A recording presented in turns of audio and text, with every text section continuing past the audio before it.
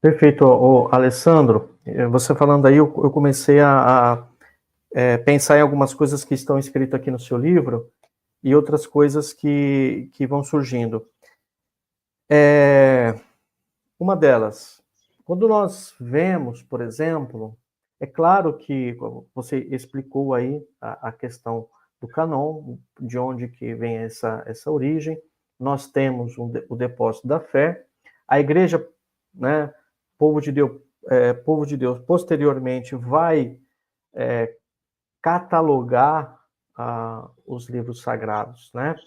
É, Voltando um pouquinho, mas dentro do assunto, estamos lá no anúncio do Evangelho, Nosso Senhor já subiu aos céus, tal. A propagação da Boa Nova, etc. Paulo, por exemplo, começa a escrever cartas, né? Quando surge o primeiro livro do Novo Testamento? Porque nós temos uma relação, a gente pega a Bíblia, nós começamos lá com os evangelhos, né? Mateus, Marcos, Lucas e João, e muitas vezes alguém pode perceber ou pensar, né, intuitivamente, que o primeiro livro seria o primeiro evangelho, né? Qual foi o primeiro livro do Novo Testamento? Olha, se não me falha a memória, tá? Se não me falha a memória, foi a primeira carta de São Paulo aos Tessalonicenses, tá? Mas eu não tenho, assim, certeza absoluta, mas eu acho que foi isso, tá? Com Sim, certeza foi alguma carta paulina, sim. tá? Que foi escrita por volta, assim, de uns 30 anos depois da morte do nosso Depois. Senhor Jesus Cristo. Então, vejam que a igreja, no Novo Testamento, ficou pelo menos uma geração sem escritura do Novo Testamento, né? Então, como é que nós podemos dizer que é só a escritura? De jeito nenhum, né? Mas o que eles tinham?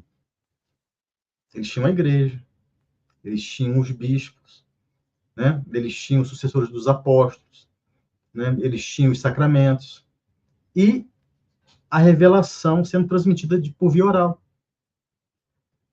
Porque, é claro, a relação, inclusive, da Sagrada Escritura com a tradição sempre vem primeiro, porque primeiro ela é anunciada de boca, depois ela é escrita, mas nem tudo é escrito. E os apóstolos deixaram isso bem claro em algumas oportunidades. Por exemplo, neste meu livro aqui, ó, Em Defesa da Fé Católica, nas questões mais difíceis, tem um artigo meu aqui sobre a sola escritura, e ele vai citar, quer ver, alguns trechos em que os apóstolos falam assim, olha, eles transmitiam algumas coisas aqui por carta, mas o restante eu quero transmitir de viva voz, né? O próprio São João disse, olha, no final do seu evangelho, olha, nós não escrevemos tudo que Jesus fez, porque isso seria impossível, não Sim. caberia, né? Mas isso aqui nós Uhum. escrevemos para que vocês creiam que ele é o Filho de Deus. Então, teve muita coisa que foi transmitida por tradição Uhum. dos feitos, né? De Nosso Senhor e dos próprios apóstolos, né? Que foram transmitidos por tradição, né? Deixa eu ver aqui se eu acho o artigo. Perfeito. Enquanto você localiza aí, Alessandro, eu quero agradecer a presença de todos vocês que estão aqui no canal, a Sandra, o Alexandre Marques, Rosângela, muito obrigado, viu, Rosângela? Você já confirmou aqui, de Já achei. fato, é a primeira carta aos Tessalonicenses, tá? Ó, então, minha cabeça está mais ou menos boa, né? Tá mais ou Isso. menos boa. Aqui, por exemplo, ó, o apóstolo João, como eu falei aqui, né? Lá no seu evangelho, no capítulo 21, versículo 25, ele fala o seguinte: há muitas outras coisas que Jesus fez, as quais se escrevem, as quais, se escrevessem uma por uma, creio que nem no mundo todo, olha só que coisa, né? poderiam caber os livros que seria preciso escrever, né? Aí, mais à frente, temos um outro caso aqui que está em Atos 3, né? Que fala assim, aos quais os apóstolos também, e Jesus se manifestou vivo. Aos apóstolos, né?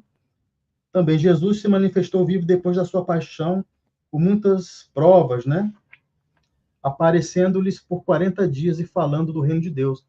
Ninguém escreveu o que Jesus falou nesses 40 dias. Isso se perdeu? Será que Jesus não falou nada, deixou nada importante para eles?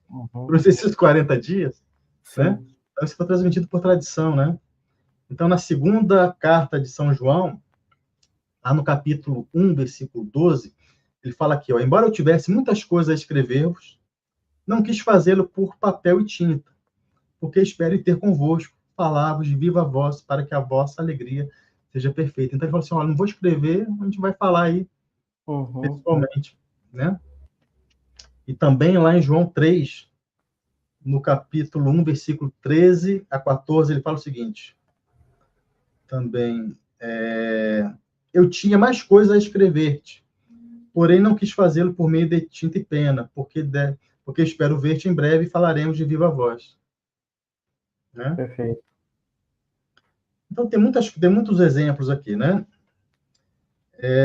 Aí o São Paulo a Timóteo, né? Eu citei, mas aqui eu vou dar referência, 2 Timóteo 2,2. E o que de mim, através de muitas testemunhas, ouviste, né? Quer dizer, né? Que São Paulo ensinou oralmente, né? O que de mim, através de muitas testemunhas, ouviste, confio a homens fiéis, para que sejam idôneos a ensinarem a outros. Foi assim que o Evangelho, a revelação, foi transmitida, né? Por via oral, até que o primeiro Evangelho, né, de Mateus fosse escrito, né? Que Mateus também não escreveu tudo, com certeza, né? Nem Lucas escreveu tudo, né? Nem Marcos escreveu tudo, né? Mas o que foi escrito para que os gentios pudessem crer, e os judeus também pudessem crer. Né? Até porque existia muitas coisas na doutrina cristã que, se fossem ensinadas num primeiro momento, ia causar escândalo, né? Então, você primeiro tinha que ser iniciado na fé para ter uma maturidade, né? Como uma criança primeiro recebe o leitinho, né? Materno, né? Para o estômagozinho vai se formando para depois receber alimentos mais sólidos, né? A pessoa ia dizer que a doutrina cristã era uma maluquice completa, tá?